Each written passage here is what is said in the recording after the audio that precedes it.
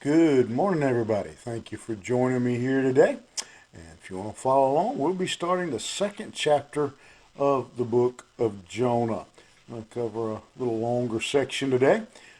Then Jonah prayed unto the Lord his God out of the fish's belly and said, I cried by the reason of mine affliction unto the Lord, and he heard me. Out of the belly of hell cried I, and thou heardest my voice.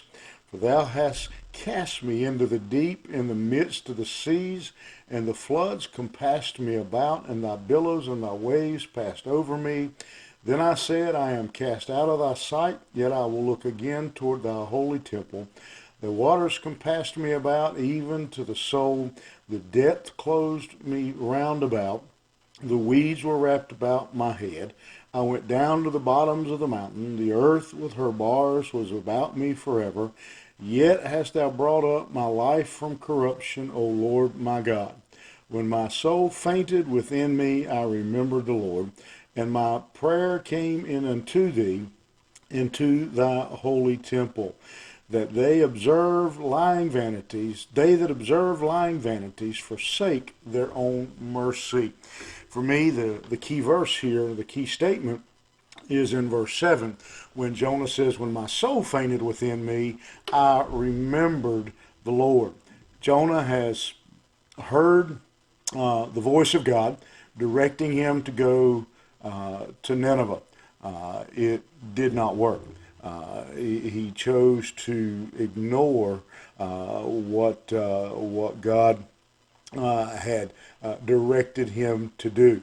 When the winds began to blow, when the waves began to crash, when the sailors who would have been heathens, who would have been pagans, sinners themselves, they came against him. They told him how horrible he was for his rejecting the direction of God.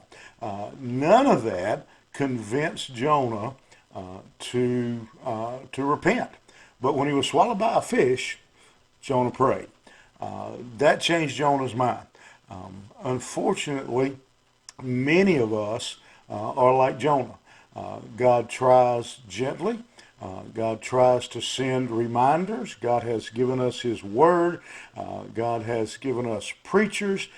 He has given us people in our lives who are godly, who try to influence us. He has, put all kinds of signs by the road. He's put all kinds of warning signs along the highway of our life. But like Jonah, many times we have to get to the point where we've been proverbially swallowed up by the fish, where we have hit rock bottom before we decide to turn to God. He says it here in these verses. When you in verse 2, I cried out of affliction, out of the belly of hell. Verse 3, when you cast me into the deep, when I was in the midst of the seas. When I again had hit rock bottom, then I decided that I needed to pray. At that point, I thought, well, I better talk to God. And Solomon, I don't know where that came from, but Jonah here recognizes something. He says, "You have when you cast me into the deep, not when the sailors cast me into the deep." He has finally came to the point where he realizes that what's going on in his life is directly between him and God. That he was the cause, and God was disciplining him. It wasn't the sailors. He's come to the place like many people need to come. A lot of people, well, I'm in this because of what Mama did, what Daddy did, everybody else is doing to me. Jonah comes to this point where he realizes, I am reaping what I have sown. I'm out of fellowship with God. I have fallen out of fellowship with Him, and now I am paying the price. And so he finally comes to that point. That was the only thing that seemed to get Jonah's attention. The question for some of us this morning is, like Jonah, what will it take to get our attention? God has been speaking. God has been giving us direction. God has been calling us. He's been calling on us to repent. Maybe he's been calling on you to get involved in your church. Whatever it is, to witness, whatever it is, you cannot, again, and the book of Jonah just keeps reminding us of this truth. You cannot successfully disobey God. What will it take?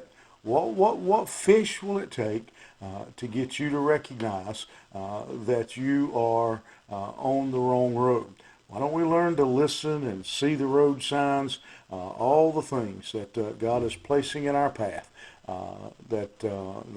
He has sent our way to try to correct us and to get us back into His will. Think about that today.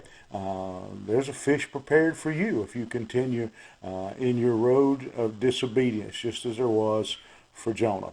You have a great day, and think about that disobedience. It'll get you every time. Have a good one. Bye-bye.